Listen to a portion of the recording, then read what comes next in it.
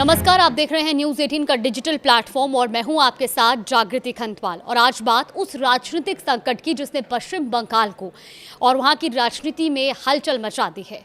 TMC के भीतर बढ़ती बगावत, सांसदों की नाराजगी, सुष्मिता देव का इस्तीफा और सबसे अहम, बागियों की सूची में शामिल बताया जा रहा एक ऐसा नाम जिसने चुनाव प्रचार के दौरान अपने गाने से पूरे देश में सुर्खियां बटोरी थी। जी हाँ, हम बात कर रहे हैं सयानी घोष की। सबसे पहले समझते हैं कि आखिर ये पूरा मामला क्या है। देखिए, पश्चिम बंगाल विधानसभा चुनाव में हार के बाद से तृणमूल कांग्रेस लगातार राजनीतिक झटकों का सामना कर रही है। पहले पार्टी के विधायक दल में बिखराव की खबरें सामने आई और अब संसदीय दल में भी टूट की चर्चा तेज हो गई है। अब दावा ये किया जा रहा है कि टीएमसी के 20 सांसदों ने लोकसभा स्पीकर ओम बिरला को पत्र लिखकर संसद में अलग व्यवस्था देने की मांग की है।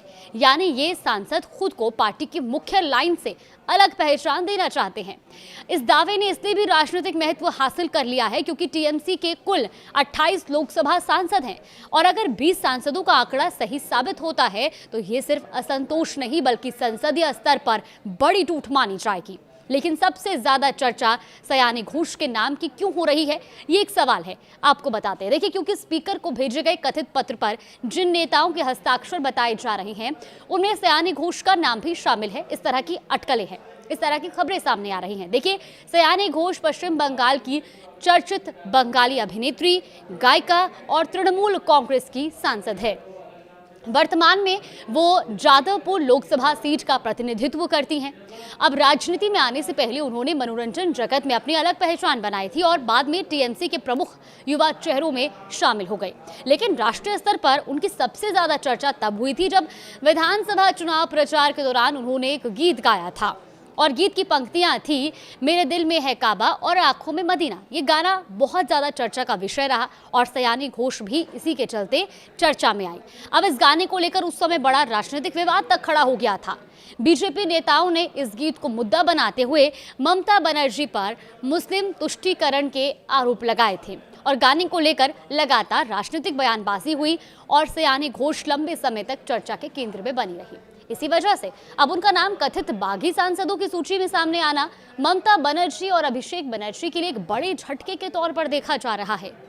और अब बात टीएमसी के लिए एक और बड़े झटके की। देखिए, बुधवार को ममता बनर्जी की करीबी माने जाने वाली राज्यसभा सांसद सुष्मिता देव ने अपने पद से इस्तीफा दे दिया।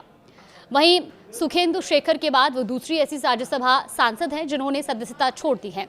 हालांकि उनके इस्तीफे की वजह अभी तक सार्वजनिक नहीं हुई है, लेकिन इस्तीफे के तुरंत बाद जो घटनाक्रम सामने आया उसने राजनीतिक चर्चाओं को और तेज कर दिया। दरअसल इस्तीफे के बाद सीधे असम के मुख्यमंत्री से उनकी मुलाकात हुई है। जी हां, सुष्मिता देव के इस्तीफे के कुछ ही समय बाद उनके असम के मुख्यमंत्री हेमंत बिस्वा शर्मा से मुलाकात की तस्वीरें सामने आई और इन तस्वीरों ने बंगाल की राजनीति में नई अटकलों को जन्म दे दिया।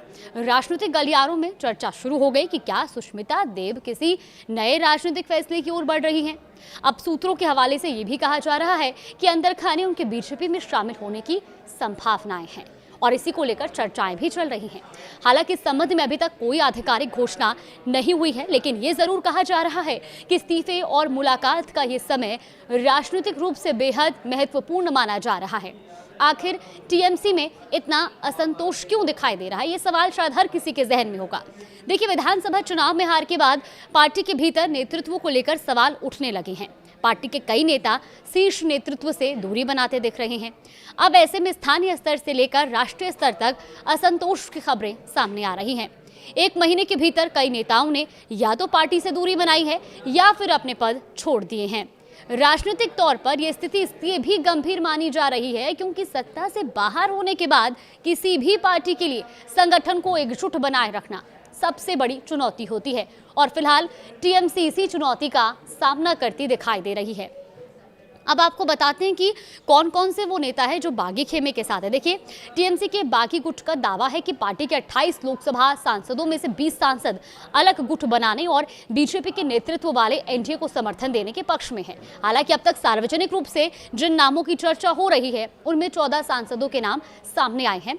इनमें कौन कौन से नेता शामिल हैं वो आप एक बार सुन लीजिए। देखिए, काकोली घोष, इसके अलावा शताब्दी रॉय, साधी बापी हल्दर, अरूप चक्रवर्ती का नाम भी है, जून माल्या का नाम सामने आ रहा है, दीपक अधिकारी यानी देव, इसके अलावा कालीपदा सरेन, जगदीश बसुनिया, असित मल, अबू ताहिर खान, खलीकुर रहमान, शर्मिला सरकार, प्रसून बनर्जी और पार्थ भौमिक। इसके अलावा दावा यह भी किया जा रहा है कि सयानी घोष भी इस समूह का हिस्सा है और उन्होंने भी स्पीकर को भेजे पत्र पर हस्ताक्षर किए हैं।